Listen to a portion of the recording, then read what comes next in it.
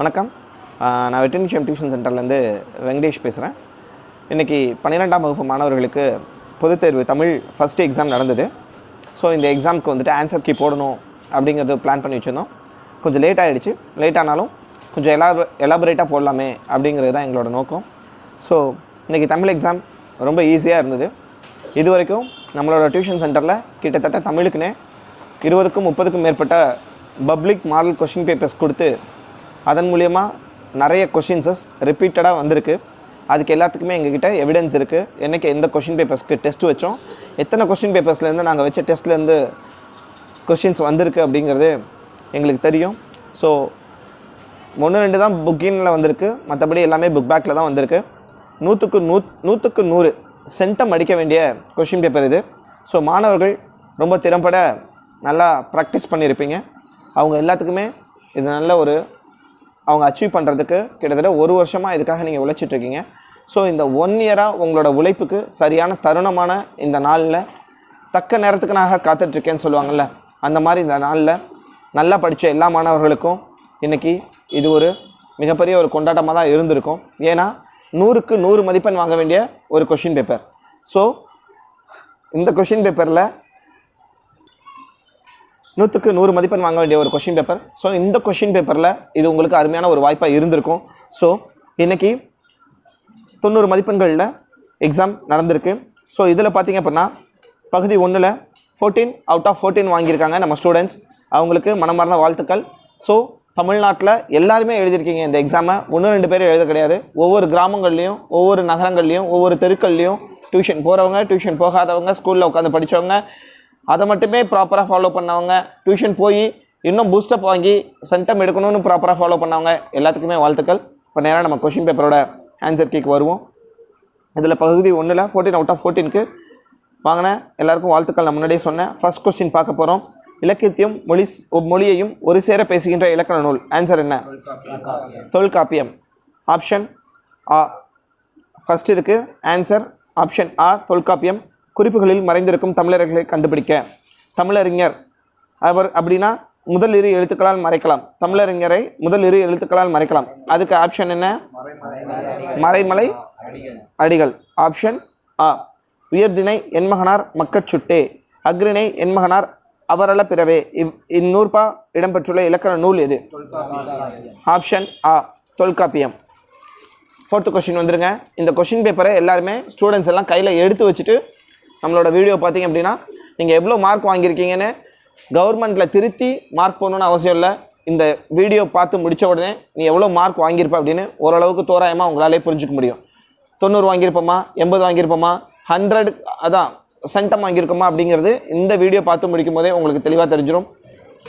உலக நாடுகள் மாற்று ஆற்றலை நோக்கி சென்றால் மட்டுமே புவி வெப்பமயமாதலை கட்டுப்படுத்த முடியும். இந்த தொடர் உணர்த்துவது கார்பன் அற்ற ஆற்றல் பயன்பாடை தேவையாகிறது. கார்பன் அற்ற ஆற்றல் பயன்பாடு தேவையாகிறது. ஆப்ஷன் ஆ, செகண்ட் ஆப்ஷன். மையத்துள் வாழ்வாங்கு வாழ்பவன். இது எல்லாமே பார்த்தீங்க அப்படின்னா ஒரு திருக்குறளை பிரித்து கொடுத்துருக்குறாங்க. அந்த திருக்குறளுக்கான ஆன்சர் என்னன்னு பார்த்தோம் அப்படின்னா ஆப்ஷன் டி, ஈன்னு சொல்லுவோம். 1க்கு வந்துட்டு 3, 2க்கு வந்துட்டு 4, 3க்கு 1, 4க்கு 3 அப்படி பார்க்கும்போது 4க்கு 2. மையத்துள் வாழ்வாங்கு வாழ்பவன் தெய்வத்துள் வைக்கப்படும். பயன் துக்கார் செய்த உதவி நயன்துக்கின் நன்மை கடலினும் பெரிது. சினம் என்னும் சேர்ந்தாரை கொல்லி காலத்தினார் செய்த நன்றி ஞாலத்தின் மானப்பெரிது. இது எல்லாமே திருக்குறள் தான். ஸோ ஆப்ஷன் 4 சரியா, இ. எங்கள் தந்தையார் நாடென்ற பேச்சினிலே ஒரு சக்தி பிறக்குது மூச்சினிலே. இது எந்த சொல்கிறாங்க? தாய் வழி சமூக முறைவா இல்லை தந்தை வழி சமூக முறையா? தந்தை வழி சமூக முறை. இது எல்லாமே ரிப்பீட்டட் கொஸ்டின்ஸு. நேற்று கூட உங்களுக்காக உட்காந்து நடத்தினோம், முந்தானத்து கூட உட்காந்து நடத்தினோம். கிட்டத்தட்ட கிராமரில் எவ்வளோ போர்ஷன்ஸ் உங்களுக்காக ஒதுக்கியிருந்தோம். அது எவ்வளோ தூரம் இன்றைக்கி உங்களுக்கு கை கொடுத்துருக்குன்னு தெரியும். கொஸ்டின் ஆன்சர்ஸ் எல்லாமே நீங்கள் இது வரைக்கும் எழுதின எக்ஸாமை வச்சு படிச்சிருப்பீங்க.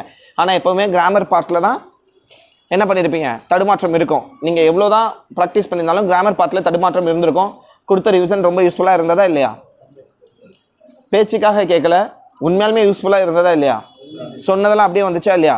நயம் பாராட்டுக, இலக்கிய நயம் பாராட்டுக இருக்குல்ல, ஒன்று தான் வச்சு எலாபரேட்டாக நடத்தினா அது வந்துச்சா இல்லையா? புக்கில் இருந்து எடுத்து ஒன்று தான் நடத்தினா அது வந்துச்சா இல்லையா? மனப்பாட பகுதி வந்துச்சா இல்லையா? திரும்ப திரும்ப சொன்னேன்ல, என்ன சொன்னேன்? திணையில் என்ன திணை படிக்கணும், பாடான் திணை பாருங்கன்னு சொன்னேன். அதுக்கு என்ன பண்ணேன்? எடுத்துக்காட்டு சொன்னேன். இடையில வரும்போதெல்லாம் கேட்டேன். ஒருவனின் வீரம், புகழ், வலிமை, கொடை, அருள், நல்லியல்புகளை பாடான் திணை. அதுக்கு என்ன பாட்டு வரும்? வாயிலையோ வாயிலையோ அப்படிங்கிற குரல், சரியா? அப்படிங்கிற நூட்கள் அந்த பாடல் மூலியமா என்ன சொல்ல வராங்களோ அதுதான் பாடான் திணைன்னு சொல்லி திரும்ப திரும்ப கேட்டுகிட்டே இருந்தேன்னா, புறநானூற்று பாடல். அந்த பாட்டு யார் பாடினது? ஔவையார். தெளிவாக சொன்னோமா? படித்த விஷயம் அப்படியே வந்துருந்துச்சா இல்லையா? பாருங்க, அடுத்து பாருங்க. 7th 1 காவினனம் கலனை சுருக்கினம் கலப்பை. இதில் வந்துட்டு எந்த கருவியை பற்றி சொல்கிறாங்க? அப்போ இந்த கலன் உணர்த்தும் பொருள் வந்துட்டு இசைக்கருவியா? ஆப்ஷன் 8 பாருங்க. காலை இளம் வெயில் நன்றாக மேய தும்பறுத்த துள்ளி வரும் புதுவையில் என்ற கவிதை பயின்று வரும் படிமம் என்ன? வினை படிமமா, உருப்படிமமா, மெய்ப்படிமமா, பயன்படிமமா? ஆப்ஷன் இ. 9th பாருங்க. ஈற்றடி எழுதி துளிப்பாவை நிறைவு செய்க. வானம் அழிகிறது, பூமி சிரிக்கிறது. இதுல என்ன சொல்ல வராங்க? ஒளியா, மேகமா, மின்னலா, மலையா? மலை. மேடையின் மேலிருந்து வேண்டும் போது கீழிறக்கும் வகையில் அமைக்கப்படும் திரை என்ன? கறந்து வரல் திரை. இது தெரியுமா தெரியாதா? சிலப்பதிகாரத்தில் வந்துட்டு மாதவி டான்ஸ் பண்ணுவாங்க. அந்த மாதவி டான்ஸ் பண்ணும்போது அந்த அரங்கேற்றம் இருக்கும், அந்த பெரிய ஸ்டேஜ். நம்மளே வந்துட்டு நிறைய சினிமாஸ்க்கு போகிறோம். நைட் ஷோ படம் முடிஞ்சதுக்கப்புறம் ஸ்க்ரீன் பொறுமையாக இறங்குமா? அது என்ன பண்ணுவாங்க? கீழே இருந்து யாராவது கறந்து வருவாங்க. கறந்துனா என்ன? மேலையும் கீழையும் தன்னுடைய கைகளை இழுக்கும் பொழுது அந்த ஸ்க்ரீன் இறங்கும். அதுதான் கறந்து வரல் திரை. அதுதான் பார்த்துக்கணும். மலைமேகத்தை கண்ட மயில் போல நீலவண்ணனை கண்ட குந்தி. இத்தொடரில் வெளிப்படும் மெய்ப்பாடு என்ன? பெருமையா, சிரிப்பா, மகிழ்ச்சியா, வியப்பா? மகிழ்ச்சிப்பா. வியப்பெல்லாம் தப்பு, மகிழ்ச்சி. ஓகேவா? காப்பியத்தின் பெரும்பிரிவை குறிப்பது என்ன? எதில் இருக்கு? காசி காண்டம்ல இருக்கா? ஏன் தலையாட்ட மாட்டீங்க? சொல்லுங்க. ஏன் டவுட்டோட இருக்க மாதிரி இருக்கே? காசி காண்டம். இதுல யார் யார் தப்பு பண்ணது?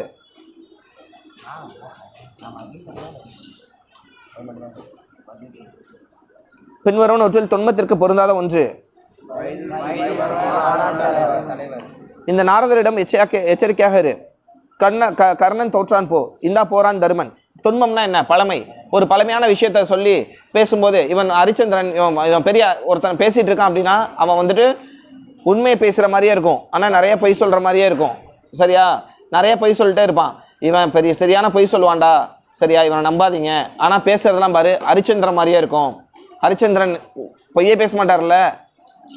ஒரு ஆளுக்கு ஒவ்வொரு ஐடென்டிட்டி சொல்கிறோம்ல. கர்ணனோட ஐடென்டிட்டி என்ன?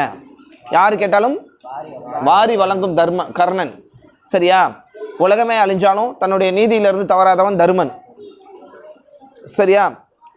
நாரதர் என்ன பண்ணுவார்? இங்கிட்ட அங்கிட்ட கோல் மூட்டி விடுவார்.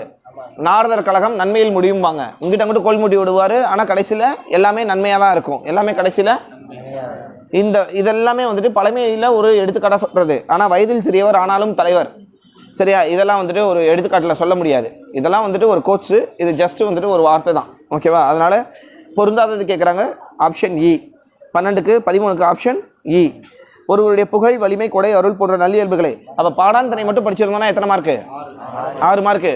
1 வேர்ட்லையும் கேட்டிருக்காங்க, 4 மார்க்லையும் கேட்டிருக்காங்க. அப்புறம் எப்படி 6 வரும்? 5 மார்க்கு.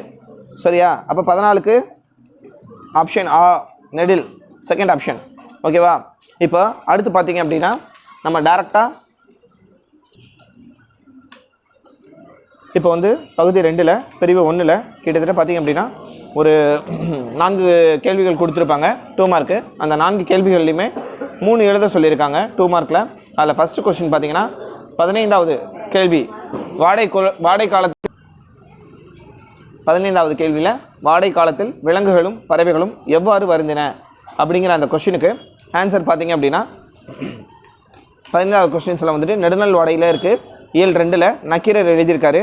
அதில் விலங்குகள் வந்துட்டு குளிர் மிகுதியால் மேய்ச்சலை மறந்தன. ஒன்றும் இல்லை, அந்த நெடுநல் வாடையில் எல்லாமே பார்த்திங்க அப்படின்னா அந்த கார்காலத்தை பற்றி சொல்லும். குளிரால் எப்படி ஒரு விலங்குகளும் பறவைகளும் எப்படி துன்புறாங்க அப்படிங்கிறது தான் ஃபஸ்ட் பாயிண்ட்டு. விலங்குகள் குளிரால் மிகுதியால் மேய்ச்சலை மறந்தன. குரங்குகள் வந்துட்டு குளிரால் நடுங்கின. பறவைகள் மரத்தில் மீதிலிருந்து கீழே விழுந்தன. ஏன்னா அவங்களால பறக்க முடியல, ஏன்னா ரெக்கைகள் எல்லாமே ஃப்ரீஸ் ஆயிடுச்சு. அந்த அளவுக்கு வந்துட்டு குளிர் இருக்குது அப்படின்னு சொல்கிறாங்க. அதுக்கப்புறம் பசுக்கள் வந்துட்டு பாலுன்னா வந்த கன்றுகளை தவிர்த்தன. பசுக்கள் வந்துட்டு பாலுனா வந்த கன்றுகளை தவிர்த்துருச்சு அப்படின்னு சொல்கிறாங்க. இதுதான் இதுக்கான ஆன்சர். 16வது கேள்வி, செல்வம் இருப்பதற்கான வழியாக வள்ளுவர் உரைப்பன யாவை? 16வது கேள்வி என்ன? செல்வம் இருப்பதற்கான வழியாக வள்ளுவம் உரைப்பது யாது அப்படின்னு சொல்கிறாங்க. இது வந்து திருக்குறளில் இருக்குது. திருக்குறள்லேருந்து அதிகப்படியான கொஸ்டின்ஸ் இன்றைக்கி வந்திருக்கு, அதை பார்த்துக்கணும். இயல் 3ல் திருக்குறளில் இருக்குது 16வது கேள்வி. அதுக்கான ஆன்சர் பார்த்திங்க அப்படின்னா, ஒருவர் தாம் ஈட்டிய செல்வம் குறையாமல் இருக்க வழி என்னவென்றால், செல்வம் இருப்பதற்கான வழியாக வள்ளுவம் உரைப்பது ஒருவர் தாம் ஈட்டிய செல்வம் குறையாக இருக்க வழி என்னவென்றால் அது பிறருடைய கைப்பொருளை விரும்பாமல் இருத்தலே அப்படின்னு சொல்கிறாங்க. மற்றவங்கள்ட்ட இருந்து அவங்களுடைய உடைமைகளை நம்ம பெறக்கூடாது, நம்மளாக உழைத்து அதை நல்லபடியாக பெற்றிருக்கணும் அப்படின்னு தான் சொல்கிறாங்க. 17வது கொஸ்டின், நகரம் பட்டை திட்டிய வெள்ளை வைரமாகிறது, விளக்கம் தருக. நகரம் பட்டை திட்டிய வெள்ளை வைரமாகிறது, விளக்கம் தருக. இது இயல் 2லேருந்தே அவங்க 6, 7, 8 அந்த இயல் வரைக்கும்லாம் போகவே இல்லை. ஃபஸ்ட்டு 4 இயல் தெளிவாக படிச்சிருந்தோம் அப்படின்னா அப்படியே மார்க் அதிகப்படியாக வாங்கியிருக்கலாம். இதே பேட்டர்ன் தான் இங்கிலீஷில் இருக்குமா, நாங்கள் ஃபஸ்ட்டு 4 யூனிட் படித்தா போதுமா அப்படின்னு நினைக்கக்கூடாது. ஏன்னா அவங்க கீ செட் பண்ணுற ஆன்சர் கீ செட் பண்ணுற விதத்துலையும் கொஷின் பேப்பர்ஸ் செட் பண்ணுற விதத்துலையும் தான் அவங்களுடைய இதே இருக்குது. ஸோ தமிழில் 4 இயல் ஃபஸ்ட்டில் கேட்டிருக்காங்க, இங்கிலீஷில் 4 இயல் பின்னாடி கூட கேட்கலாம். ஸோ எல்லாத்துக்குமே நம்ம ரெடியாக இருக்கணும். இந்த ஒரு வருஷ காலத்தில் நான் இவ்வளோ தான் படிச்சிருக்கேன் அப்படின்லாம் சொல்லக்கூடாது. படிக்க வேண்டிய நேரத்தில் ப்ராப்பராக படிச்சிருந்தீங்க அப்படின்னா நீங்கள் எக்ஸாம் ஃபியர் இல்லாமல் உள்ளே போகும்போது எந்த கொஷின்ஸ் கேட்டாலும் ஆன்சர் எழுதிட்டு சென்டம் அடிக்கிறதுக்கான வாய்ப்புகள் அதிகமாக இருக்குது. இதுக்கு ஆன்சர் பார்த்தீங்க அப்படின்னா, அந்த சூரிய ஒளிப்பட்டவுடன் நகரம் எவ்வாறு மாறியதாக ஐயப்ப மாதவன் குறிப்பிடுகிறார் அப்படின்னு கூட கேட்பாங்க. இந்த கொஸ்டினை மழை பொழியும் போது மாசு நீங்கி நகரம் புரிப்பொதுவாக அடிக்கிறது. பொதுவாகவே மழை பெஞ்சதுக்கு அப்புறமேலே நம்மளுடைய என்விரான்மெண்ட் பார்த்திங்கன்னா ரொம்ப ஃப்ரெஷ்ஷாக தெரியும், எல்லா டஸ்ட்டுமே போயிடும், அந்த என்விரான்மெண்ட்டில் இருக்கிற எல்லா மாசுகளுமே நீங்கிடும், ஃப்ரெஷ்ஷாக இருக்கும். அப்போது திடீரென தோன்றும் சூரியனின் ஒளிக்கதிர்கள் நம்ம மேலே படும்போது அப்படி இருக்கிறத விட வெளிச்சம் இன்னும் ரொம்ப அதிகமாக இருக்க மாதிரி தோணும். அப்போது திடீரென தோன்றும் சூரிய ஒளிக்கதிர்கள் படும் பொழுது நகரம் பளபளப்பாக பட்டை திட்டிய வெள்ளம் வைரம் போல தூய்மையாக காட்சியளிக்குது அப்படின்னு சொல்கிறாங்க. யார் சொல்கிறாங்கன்னா, பிறகு ஒரு நாள் கோடையில் ஐயப்ப மாதவன் சொல்கிறாரு. இயல் 2ல் இருக்குது. அதுலேயே 18வது கொஸ்டின், உவா உற வந்து கூடும் உடுபதி இரவி ஒத்தார். இது வந்து பார்த்திங்கன்னா கம்பராமாயணத்தில் இருக்குது. இயல் 3ல் பேஜ் நம்பர் புக்கில் 55. இந்த ஒரு கொஷின் தான் புக்கின் கொஷினாக இந்த பிரிவில் கொடுத்துருக்காங்க. ஸோ பார்த்துக்கணும், புக்கின்லேருந்தும் கொஷின்ஸ் வரதுக்கு அதிகப்படியான வாய்ப்புகள் இருக்குது. புக்கின்லேருந்தும் கொஷின் வரதுக்கு அதிகப்படியான வாய்ப்புகள் இருக்குது. ஸோ புக்கினை நான் படிக்க மாட்டேன், புக் பேக் தான் படிப்பேன் அப்படின்னா நீங்கள் சென்டம்லாம் எதிர்பார்க்கக்கூடாது. ஒரு கொஷின் செட்டப்பே எப்படி இருக்கும் அப்படின்னா புக்கினோட தான் இருக்கும். ஏன்னா நல்லா படித்தவங்களால மட்டும் தான் சென்டம் படிக்க முடியும். புக் பேக் மட்டும் படிச்சுட்டு சென்டம் படிக்கிறதுக்கு அதை எப்படி நல்லா படிச்சுன்னு சொல்ல முடியும்? எல்லாத்தையும் படிச்சிருக்கணும், அப்போ தான் அந்த சென்டம் அப்படிங்கிறத ரீச் பண்ண முடியும். அப்போது கம்பராமாயணம் கம்பர் எழுதியிருக்காரு. இயல் 3ல் பேஜ் நம்பர் 55ல் 6வது பாடலாக கொடுத்துருக்காங்க. அந்த கிட்கிந்தா காண்டம். அந்த கிட்கிந்தா காண்டத்தில் இந்த நட்பு கோட்பாடலம் அப்படின்னு ஒன்று இருக்குது. அதில் வந்துட்டு சீதையை தேடி வரும் ராம லக்குவரரை கண்ட அனுமன் சுக்ரீவனை அழைத்து வந்தான். அந்த அனுமன் சுக்ரீவனை அழைச்சி வந்தார். சுக்ரீவனை நண்பனாக ஏற்றுக்கொள்கிறான் ராமன். அதில் கடைசி லைனில் பார்த்தீங்கன்னா இந்த வார்த்தை இருக்குது, உவா உற வந்து கூடும் உடுபதி இரவி ஒத்தார் அப்படின்னு சொல்கிறாங்க. இது என்ன அப்படின்னா, அந்த ராமனும் சுக்ரீவனும் ஒன்றிணைந்தாங்க இல்லையா, அனுமன் கூட்டிகிட்டு வந்தார் இல்லையா, அதை வந்து ஆசையை அறவே அழித்த சீதையான் ராமனும் வானரத் தலைவன் சுக்ரீவனும் அமாவாசை காலத்தில் ஒன்றாக இணைந்திருக்கிற சந்திரன் சூரியனை போன்று ஒத்து இருந்தாங்க அப்படிங்கிறது தான் இதுக்கான ஆன்சர். ஓகேவா? இப்போது நம்ம பிரிவு 2ல் பார்க்குறோம். இதில் வந்துட்டு 3 2 மார்க் கொடுத்து 2 2 மார்க் எழுத சொல்லியிருக்காங்க. அதில் 19வது கொஸ்டின், ஆறுக்கோடு மலம் வளர்ப்போம் என்னும் முழக்கத்தொடர் வாயிலாக நீங்கள் வலியுறுத்தும் கருத்துக்களை எழுதுக அப்படின்னு சொல்லியிருக்காங்க. இது பார்த்தீங்கன்னா என்ன, இதெல்லாம் வந்து ஜென்ரலாக நீங்களே எழுத வேண்டியதான். ஓகேவா? மக்கள் தொகை பெருக்கத்தின் விளைவாக மரங்கள் காடுகள் வளர்க்கப்படுகின்றன. மரங்கள் காடுகள் வளர்க்கப்படுகின்றதா அழிக்கப்படுகிறதா? மக்கள் தொகை அதிகமாகிடுச்சுன்னா மரங்களும் காடுகளும் அழிச்சு எல்லாம் ஃப்ளாட் போட்டு அப்பார்ட்மெண்ட் கட்டிட்டு வீடு கட்டிடுவாங்க. சரியா? இதுதான் வந்துட்டு காடுகள் அழிகிறதுக்கு காரணம். அதனால் வீட்டுக்கு ஒரு மரம் வளர்ப்போம், ஆளுக்கு ஒரு மரம் வளர்ப்போம் அப்படிங்கிறத கையில் எடுத்து நிறைய பேர் செஞ்சிட்ருக்காங்க. அதனால் மழை வளம் குறைந்து, அதனால் என்ன பண்ணுது, மழை வளம் குறைந்து காடுகள் அழிச்சா மழை பெய்யுமா பெய்யாதா? பெய்யாது. ஏன் பெய்யாது? இயற்கை என்ன பண்ணும், ஜென்ரலாக மரங்களோட வேலை என்ன, கார்பன் டை ஆக்சைடை அப்சர்வ் பண்ணிட்டு ஆக்சிஜனை ரிலீஸ் பண்ணுது. மரங்களே இல்லை அப்படின்னா நம்ம என்விரான்மெண்ட்டில் ஆக்சிஜனே இருக்காது, ஃபுல்லாக கார்பன் டை ஆக்சைட்ஸாக தான் இருக்கும். அது ரொம்ப தவறான விஷயம் இல்லை. அப்போது அதனால் மழைவளம் குறைந்து நீர் தட்டுப்பாடு ஏற்பட்டு வருகிறது. இந்நிலையை சரி செய்ய ஆளுக்கு ஒரு மரம் வளர்ப்போம். இந்த நிலையை சரி செய்ய ஆளுக்கு ஒரு மரம் வளர்ப்போம் அப்படின்னு சொல்கிறாங்க. அடுத்த கொஸ்டின் பாருங்கள் 20. பருவத்தை பயிர் செய், நேர மேலாண்மையோடு பொருத்தி எழுதுக அப்படின்னு சொல்கிறாங்க. பருவத்தை பயிர் செய், நேர மேலாண்மையோடு பொருத்தி எழுதுக அப்படின்னு சொல்கிறாங்க. இது பார்த்தீங்க அப்படின்னா இயல் 7ல் இலக்கியத்தில் மேலாண்மை இறையன்பு எழுதியிருக்காரு. இயல் 7ல் இலக்கியத்தில் மேலாண்மைங்கிற ஒரு பாடத்தில் இறையன்பு IAS அவர் எழுதியிருக்காரு. அந்த கொஸ்டினுக்கான ஆன்சர், ஏற்ற காலம் அறிந்து ஏற்ற இடத்தையும் தெரிந்து ஒரு செயலை மேற்கொள்வதே நேர மேலாண்மை. டைம் மேனேஜ்மெண்ட்னா என்ன? எந்த டைமில் என்ன செய்யணுங்கிறது தானே சொல்கிறாங்க. ஏற்ற காலத்தை அறிந்து ஏற்ற இடத்தையும் தெரிந்து ஒரு செயலை மேற்கொள்வது நேர மேலாண்மை. அதனை வலியுறுத்தும் விதமாக பருவத்தை பயிர் செய் என்ற தொடர் அமைந்துள்ளது. அதனை வலியுறுத்தும் விதமாக காலத்தை பயிர் செய்யன்னு சொல்கிறாங்க. எந்த காலத்தில் நெல் போட்டால் வளருமோ அந்த காலத்தில் தான் போடணும். மழை காலத்தில் நெல் போட்டால் என்ன ஆகும்? வீணாக போயிடும். அதனால் ஏற்ற காலத்தில் படிக்கணும். ஏற்ற காலத்தில் சரியா, கடைசி நேரத்தில் படிக்கக்கூடாது. முன்னாடியிலேருந்தே படித்தாதான் கடைசி நேரத்தில் எக்ஸாம் எழுத முடியும். ஒரு நாளைக்கு முன்னாடி படித்து எக்ஸாம் எழுத முடியுமா? முடியாது. விதைக்கின்ற காலத்தில் விதைத்து அறுவடை செய்கின்ற காலத்தில் அறுவடை செய்ய வேண்டும் என்பதே இந்த தொடரின் பொருள். விதைக்கின்ற காலத்தில் விதைத்து ஜூன் மாதம் ஆரம்பித்தா ஃபுல்லாக படிச்சுட்டு சரியா மார்ச் மாதம் வர எக்ஸாமில் அறுவடை செய்யணும். புரியுதா? அப்போ தான் உனக்கு அது நல்ல பலனை தரும்.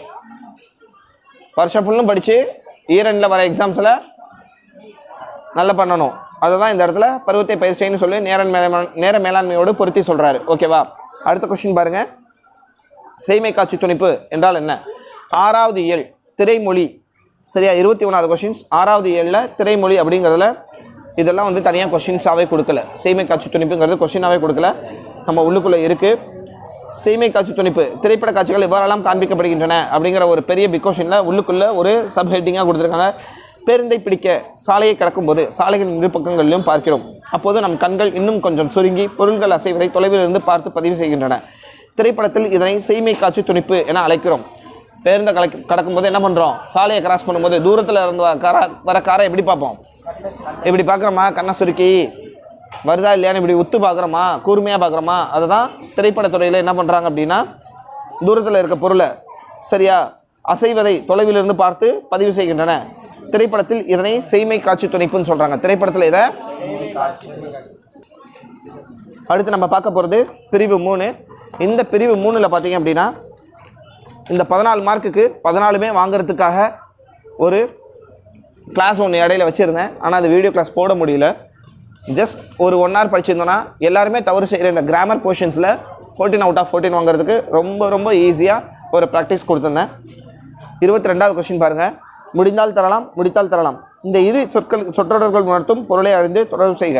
முடிந்தால் தரலாம்னா என்ன? குழந்தைகளுக்கு நம்மால் இயன்ற அளவு உணவை முடிந்தால் தரலாம். முடித்தால் தரலாம் அப்படின்னா வேலையாட்கள் வேலையை முடித்தவுடன் கூலியை தரலாம். சரியா? அது வந்து முடித்தால் தரலாம். 23வது கொஸ்டின் பாருங்கள். ஓமை தொடரை சொற்றொடரில் அமைத்து எழுதுக. கிளட் இதை வந்து ஒரு ஓமை அப்படின்னா ஒரு ஓமையாக வச்சு கொடுத்துருக்க வார்த்தையை சொல்லணும். கிணற்று தவளை போல பெண்கள் இருக்கக்கூடாது. கிணற்று தவளைனா என்ன? அந்த தவளை கிணத்துக்குள்ளேயே தான் சுற்றிட்டு இருக்கும், வெளியில் வரவே முடியாது, அவங்களால உலகத்தை பார்க்கவே முடியாது. அது மாதிரி பெண்கள் இருக்கவே கூடாதுன்னு சொல்கிறாங்க. கிணற்று தவளை போல பெண்கள் வந்துட்டு இருக்கவே கூடாது. மயங்கொலி சொற்களை ஒரே தொடரில் அமைத்து எழுதுக. ஃபஸ்ட்டு 3 சொல்லி மனமுக்கு வந்துட்டு 3 சொல்லி நான் வந்து பார்த்தீங்க அப்படின்னா ஸ்மெல்லு, வாசனை, அதுக்கான ஒரு எடுத்துக்காட்டை வச்சு சொல்லிடணும். ஓகேவா? அடுத்து மனம் 2 சொல்லி நான் சரியா, அது வந்து நெஞ்சம், அது வந்து என்ன? நெஞ்சம், மனசு, இதை வச்சு ஒரு எடுத்துக்காட்டை வச்சு சொல்லிடணும். 25வது கொஸ்டின் பாருங்கள். திருவளர் செல்வன் இவற்றின் சரியான தொடர் எது அப்படின்னு சொல்கிறாங்க. எந்த இடத்துல ஒற்று மிகும் ஒற்று மிகாது, அதுதான் இலக்கண விதி. ஓகேவா? இதுதான் வல்லினம் மிகும் இடம் மிகா இடம். ஓகேவா? இதெல்லாம் படிச்சிருந்தீங்க அப்படின்னா கரெக்டாக சொல்லலாம்.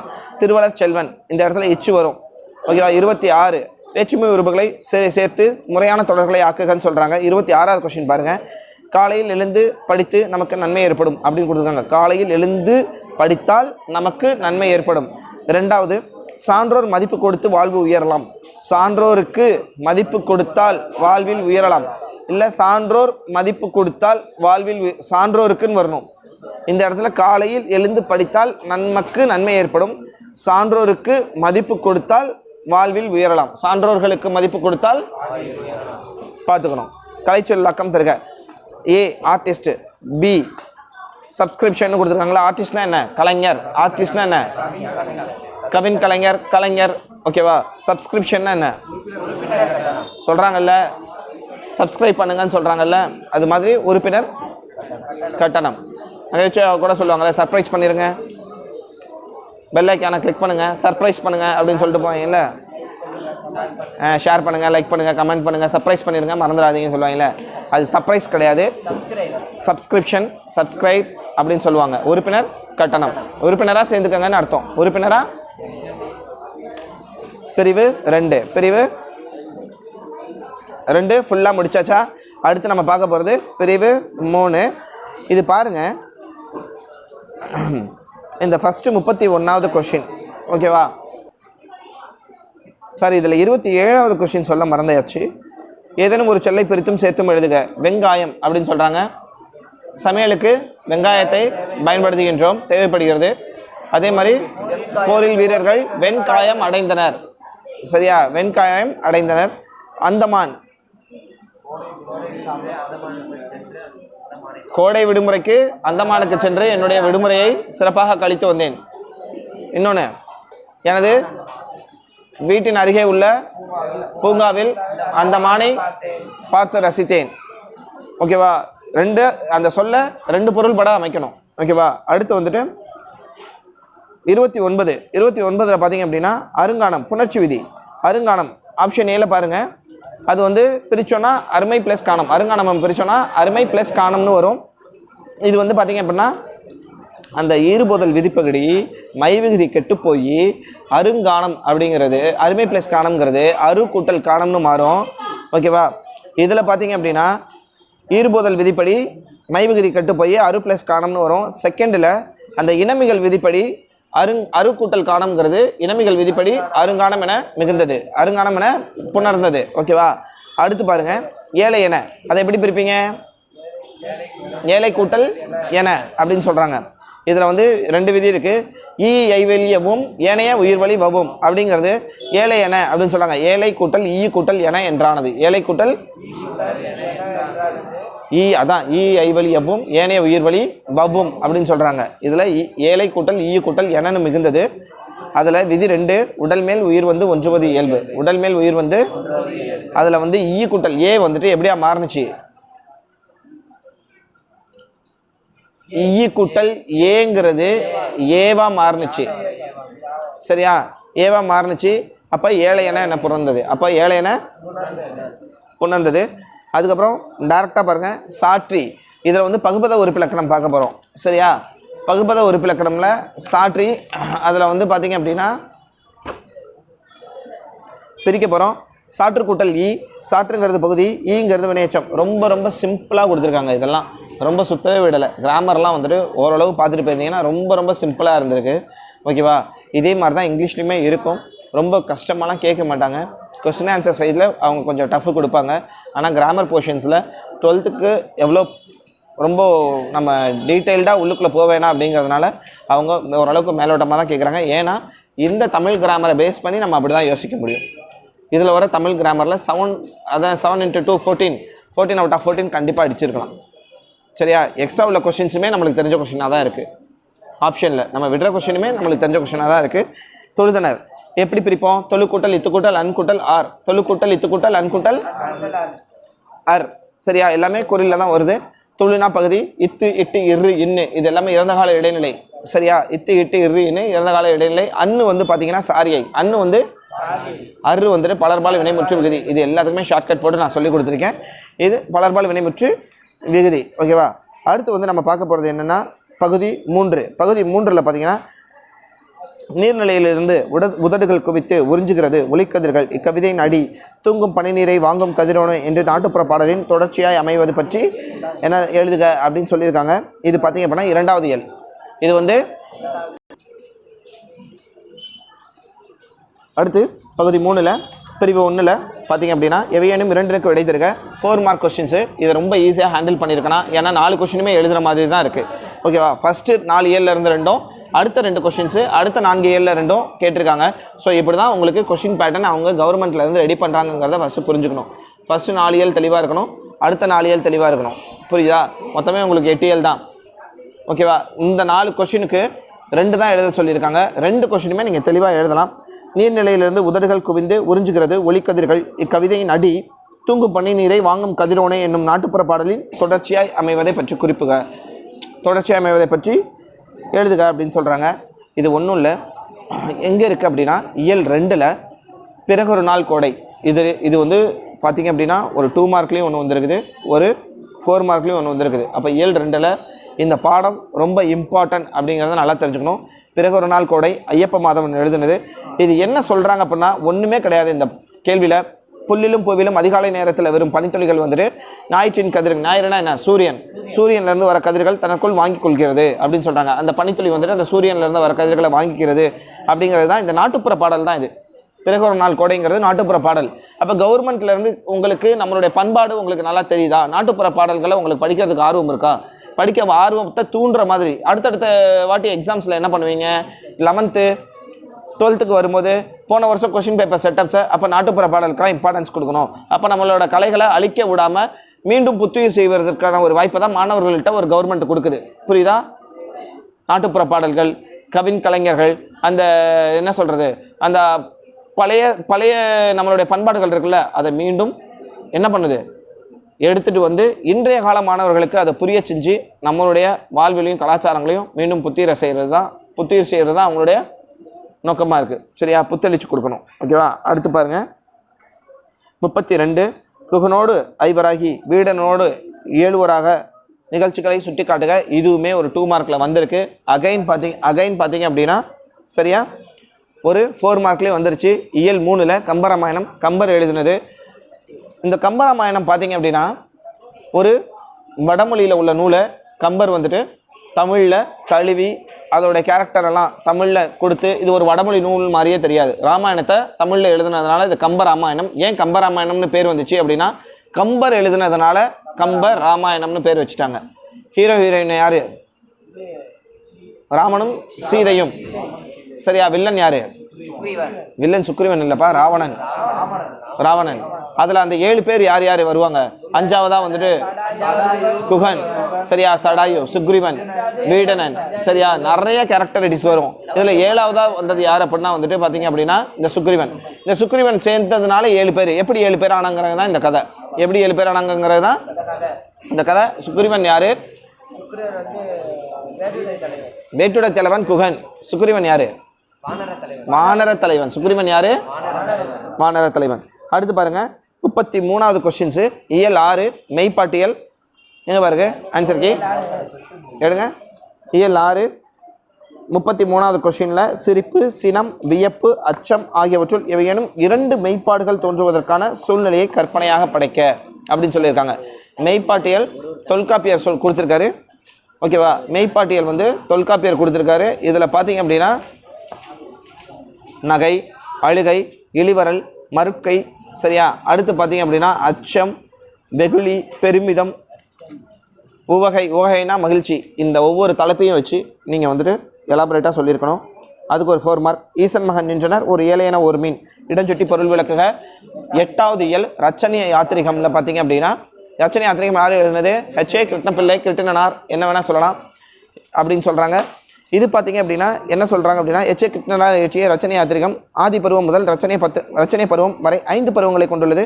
எத்தனை பாடல்கள் இருக்குது அப்படின்னா 3766 3766 விருத்த பாடல்களை கொண்டது அப்படின்னு சொல்கிறாங்க.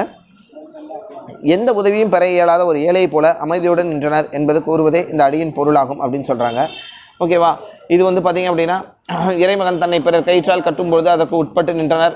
அந்த இயேசுவை வந்துட்டு கடைசி காலத்தில் வந்துட்டு அவர் இறந்து போனார் இல்லையா, இயற்கை எழுதினார் இல்லையா.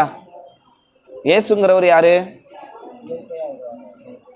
கடவுளின் தூதர். கடவுள் வந்துட்டு ஒரு மனித பிறவி எடுத்தாங்க அப்படின்னா எப்படி இருக்கும், அவர் கடைசி காலத்தில் எந்த மாதிரி இருந்தார், அவர் மேலே போகிறப்ப இதுதான் இயேசுடைய வாழ்க்கை வரலாறு தெளிவாக வந்திருக்கு. எச்.ஏ. கிருட்டம்பிள்ளை சொல்லியிருப்பார். அந்த கடைசி நிகழ்வுகளை பற்றி ஒரு பாடமாக போட்டிருக்கிறது தான் நம்மளுடைய இயல் 8 உள்ள நற்செய்தி யாத்திரிகத்தில் எச்.ஏ. கிருட்டம்பிள்ளை குறிப்பிட்டிருக்காரு. அடுத்து பார்த்தீங்க அப்படின்னா பிரிவு 2. இதில் வந்து பிரிவு 2ல் அந்த பகுதி 3ல் பிரிவு 2 வந்துட்டோம். மழை வெள்ள பாதிப்பிலிருந்து காத்துக்கொள்ளும் முன்னெச்சரிக்கை நடவடிக்கைகளை குறிப்பிடுக. இதெல்லாம் பார்த்தீங்க அப்படின்னா இயல் 2ல் பெருமழை காலம் அப்படிங்கிற ஒரு பாடத்திலிருந்தே வருது. பாருங்கள், இயல் 2லேருந்தே அதிகமான கொஸ்டின்ஸ் வந்திருக்கு, இயல் 3லேருந்து வந்திருக்கு, இயல் 1லேருந்தே வந்திருக்கு. 36வது கொஸ்டின்ஸ். தாயும் தந்தையும் பணிக்கு செல்லும் இன்றைய சூழலில் குடும்ப உறுப்பினர் என்ற முறையில் நீங்கள் குடும்பத்துக்கு செய்யும் உதவிகள். இதெல்லாம் ஜென்ரலாக உங்களுக்கு எப்படி யோசிக்கிறீங்க, உங்களுடைய க்ரியேட்டிவிட்டி திறன் எப்படி இருக்குது, ஒரு குடும்ப ஃபேமிலியில் ஒரு அப்பா அம்மா வெளியில் போயிட்டாங்க, வேலைக்கு போயிட்டாங்கன்னா நீங்கள் குடும்பத்துக்கு எந்த மாதிரி உதவி செய்கிறீங்க, மாணவர்களாகிய நீங்கள் அப்படிங்கிறத தான் அவங்க கேட்குறாங்க. இதெல்லாம் நீங்களே எழுதிடலாம். இயல் 3ல் தமிழர் குடும்ப முறையில் இருக்குது. சென்னையின் புகழுக்கு 37வது கொஸ்டின். சென்னையின் புகழுக்கு சான்றாக நிற்கும் கல்வி நிறுவனங்கள் குறித்து எழுதுக.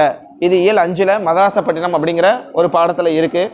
சரியா? இதெல்லாம் வந்து ரொம்ப பேசிக்கான கொஸ்டின்ஸ் தான். நீங்கள் யோசிச்சிங்க அப்படின்னா ஈஸியாக மார்க் வாங்கிடலாம். 38வது கொஸ்டின்ஸ். மயிலை சீனி வேங்கடசாமி நினைவு சிறப்பிதழுக்கு செய்திகள் உருவாக்கி தருக. இயல் 8ல் இருக்குது. நமது அடையாளங்களை மீட்டவர் தான் மயிலை சீனி வேங்கடசாமி. அவருடைய நினைவு சிறப்பிதழுக்கு நீங்கள் எந்த மாதிரி செய்திகளை உருவாக்கி கொடுப்பீங்க, அவருடைய கண்டென்ட் கொடுத்துட்டாங்க, நீங்கள் ஒரு கட்டுரை மாதிரி எழுதி எப்படி கொடுப்பீங்க அப்படிங்கிறதான் கேட்குறாங்க. ஓகேவா? அடுத்து வந்து பிரிவு 3. இதில் 12 மார்க் 4 மார்க் கொஸ்டின்ஸு. 12 மார்க்குக்குமே 12 மார்க். அந்த கிராமர் பார்ட்டு பார்த்தீங்க அப்படின்னா அந்த கிராமர் பார்ட்டு பார்த்தீங்கன்னா முன்னாடி ஒரு 14 7 × 2 அந்த 14ம் இதில் வர 12 மொத்தம் 26. எல்லாருமே கஷ்டப்பட்டு திணற கொஸ்டின்ஸு.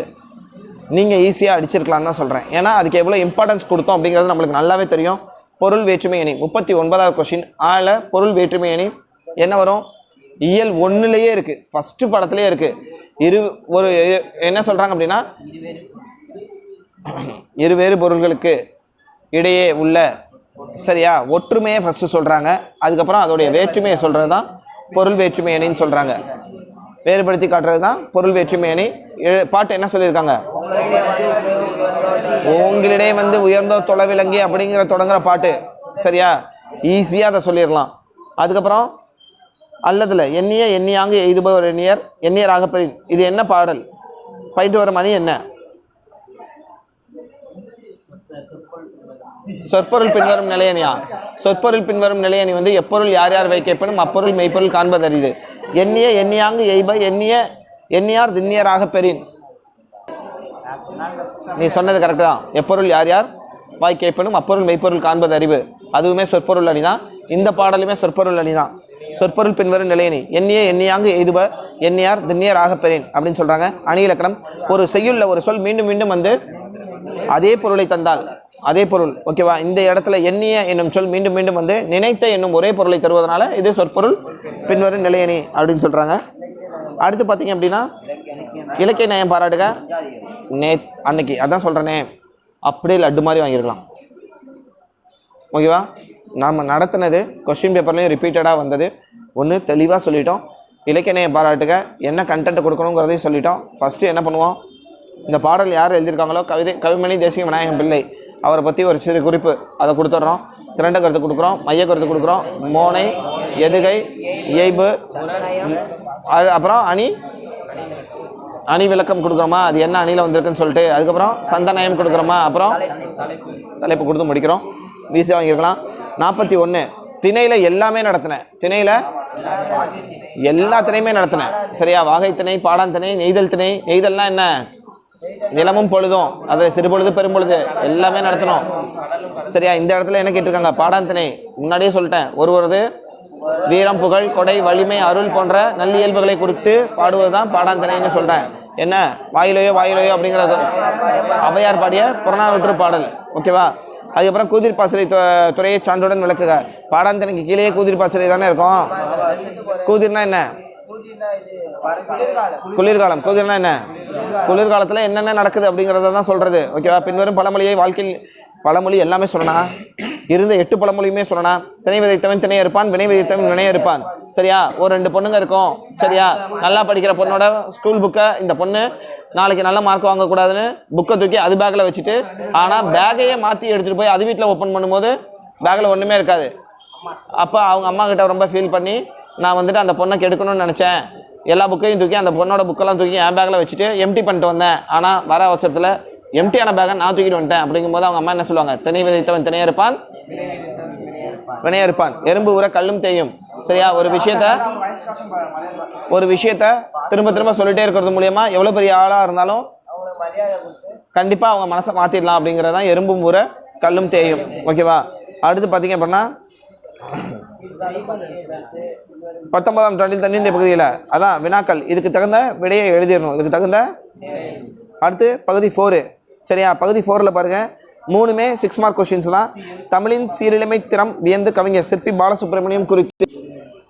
பகுதி 4ல் பிக் கொஷின் 18 மார்க்குக்கு. இதுவுமே பார்த்தீங்க அப்படின்னா 3 கொஷின் தான். 3x6னு அந்த வேரியபிள்ஸில் அந்த இதில் கொடுத்துருக்காங்க. ரொம்ப ஈஸியாக எழுத வேண்டிய கொஷின்ஸு. 44வது கொஷின் ஆளை வந்துட்டு தமிழின் சீரிழமை திறம் வியந்து கவிஞர் சிற்பி பாலசுப்ரமணியம் கூறுவனவற்றை தொகுத்து எழுதுக. எல்லையே இருக்குது, ஃபஸ்ட்டு எல்லையே இருக்குது. நெடுவினா படிச்சிருக்கலாம், ரொம்ப ஈஸியாக இருக்கும். குறிப்பு சட்டகம் போட்டு எழுதும்பொழுது 6 மார்க் அப்படியே வாங்கிடலாம்.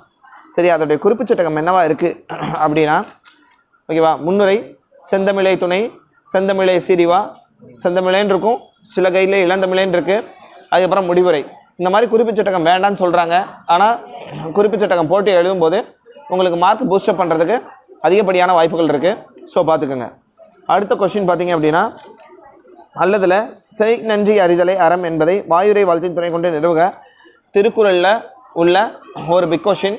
நேற்றே நான் வந்துட்டு கடைசியாக லாஸ்ட் மினிட் ரிவிஷன் கொடுக்கும்போது என்ன சொன்னிருந்தேன் அப்படின்னா, இந்த பீரியடில் நிச்சயமாக திருக்குறளுக்கு அதிக இம்பார்ட்டன்ஸ் கவர்மெண்ட் கொடுப்பாங்கன்னு சொல்லியிருக்கேன். கிட்டத்தட்ட திருக்குறளில் இருந்து மட்டும் ஒரு 15க்கு மேற்படியான மார்க்குகள் இதில் வந்திருக்கு. திருக்குறளை படிச்சிருந்தீங்க அப்படின்னா நிச்சயமாக 20 மார்க்கு, கண்டிப்பாக 20 மார்க்ஸ் இவங்க கேட்டிருக்காங்க. 20 மதிப்பெண்களுமே நம்ம வந்துட்டு தெளிவாக வாங்கியிருக்கலாம். அப்படிங்கிறது தான் நேற்றே சொன்ன விஷயம். இன்றைக்கி அது அப்படியே நடந்திருக்கு. ஸோ கல்வியில் ரொம்ப நாளாக அந்த ஒரு என்ன சொல்கிறது, ஒரு ஆசிரியர்களாக இருக்கிறவங்க சரியா ஏதாவது ஒரு விஷயம் சொன்னாங்கன்னா அலட்சியத்தை ஏற்படுத்தாமல், ஏன் அப்படின்னா அவங்க ப்ரீவியஸ் இயர்ஸில் உள்ள கொஷின்ஸை, ப்ளூ பிரிண்ட்ஸில் ரிப்பீட்டட் கொஷின்ஸை எல்லாத்தையுமே பார்த்து தான் உங்களுக்கு அந்த அறிவுரையை கூடுறோம். ஸோ அதெல்லாம் வந்துட்டு நல்லபடியாக உள்வாங்கி சரியா படித்து அதிக மதிப்பெண் வாங்கிறதுக்கான ஒரு வழியை ஏற்படுத்துங்க. விஷயத்தை உள்வாங்குங்க. அதை விட்டுட்டு சும்மா திரும்ப திரும்ப ஏதாவது ஒன்று யோசிச்சுட்டு ஏதாவது ஒன்று பண்ணிகிட்டு இருக்காதீங்க. நீங்களாக யோசிச்சுட்டோ நீங்களாக சிந்திச்சுட்டோ இருக்க முடியாது. அடுத்து பார்த்தீங்க அப்படின்னா நம்ம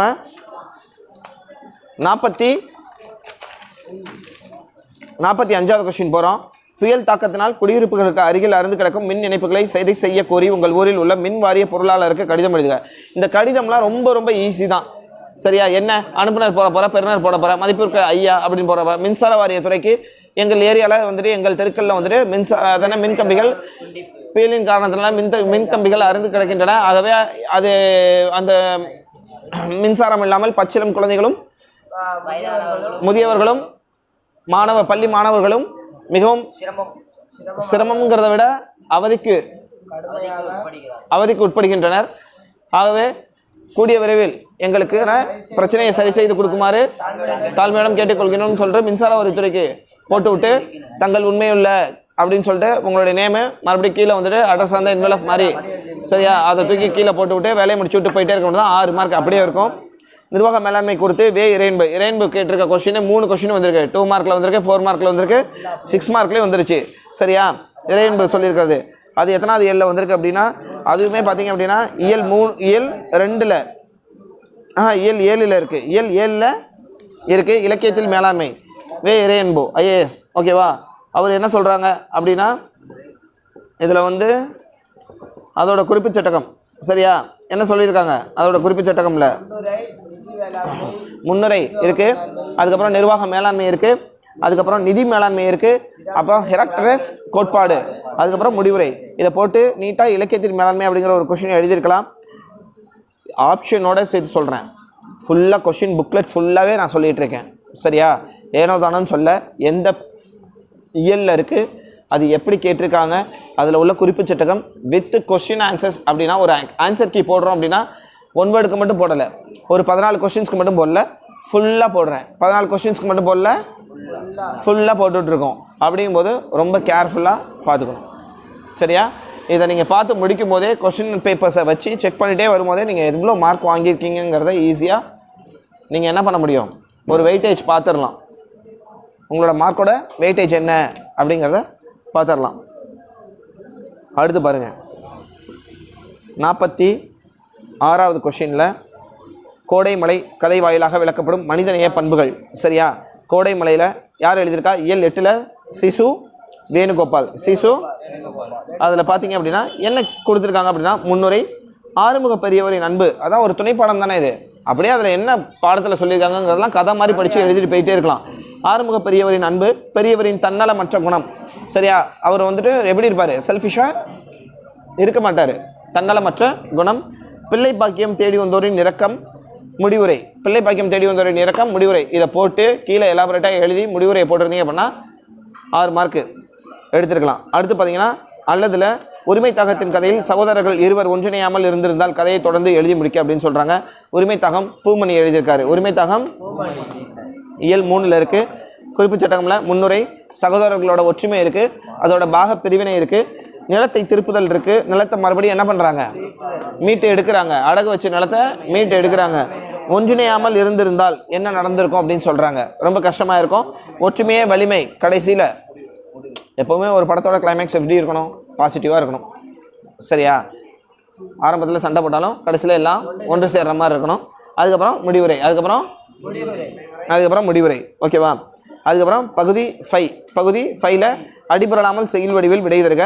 ஆப்ஷன் ஏல உங்களிடையே வந்து ஃபஸ்ட்டு ஏல உள்ள பாட்டு யார் எழுதினது? தண்டி அலங்கார பாட்டு, தண்டி எழுதியிருப்பார். 2வது வந்துட்டு வரும். திருக்குறள்ல இருந்து திரும்ப திரும்ப எத்தனை கொஸ்டின்ஸ் வந்துகிட்டே இருக்கு பாரு. வரும் என முடியும் குறள். என்ன குறள்? மறத்தல் வெகுளியை பயன்பாட்டு அறத்தல் மகளியை யார் மாட்டும் தீய பிறத்தல் அதனால் வரும். பிறத்தல் அதனால் இந்த திருக்குறளை எழுதி முடிச்சிருந்தோம் அப்படின்னா நல்லபடியாக திருக்குறள்லேருந்து கிட்டத்தட்ட 20 மார்க்குக்கு மேலே வந்துருச்சு. ஸோ நம்ம ஆன்சர் கீயோட கிளைமேக்ஸ் வந்தாச்சு. ஓகேவா? தமிழோட ஆன்சர் கீ கிளைமேக்ஸ்க்கு தான் வந்திருக்கோம். ஸோ எல்லாத்தோட சப்ஜெக்ட்டுக்குமே நம்ம போடுவோம் இதே மாதிரி எலாபரேட்டாக. ஸோ கண்டிப்பாக பாருங்கள் மாணவர்கள், இதன் மூலிமா நல்லா பயனடைவீங்க. நாளைக்கு கிராமருக்காக ஒரு வீடியோ போடலான்னு சொல்லிட்டு ஐடியாவில் இருக்கும். சரியா? அதோட அப்டேட் வந்துட்டு என்னோடய யூடியூப் சேனல்லையும் வாட்ஸ்அப் ஸ்டேட்டஸ்லேயுமே இருக்கும், இன்ஸ்டாலையும் இருக்கும். ஸோ எல்லாமே வந்துட்டு சப்ஸ்கிரைப் பண்ணி ஃபாலோ பண்ணிக்கோங்க. சப்ஸ்கிரைப் பண்ணி ஃபாலோ பண்ணுமா, ஃபாலோ பண்ணி சப்ஸ்கிரைப் பண்ணுமா?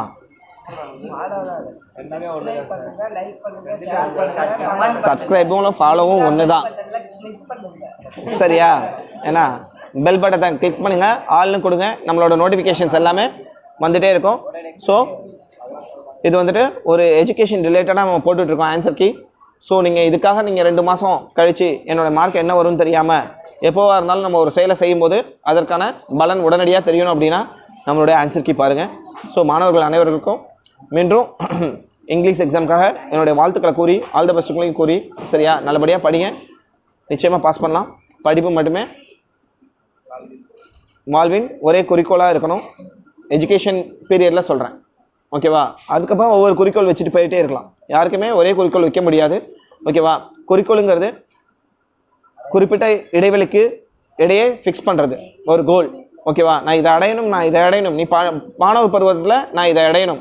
சரியா? அடுத்து காலேஜ் போகும்போது இதை அடையணும். வேலைக்கு போகும்போது ப்ரொமோஷன், மேரேஜ் பண்ணி அதுக்கப்புறம் வரும்போது சரியா வீடு கட்டணும், கார் வாங்கணும், இந்த மாதிரி அடுத்தடுத்த லெவலுக்கு போகணும். ஸோ நல்ல குறிக்கோள்களை வைங்க, நல்ல கோலை ஃபிக்ஸ் பண்ணுங்கள், வாழ்க்கையில் நல்ல வெற்றி பெறுங்க. தேங்க்யூ.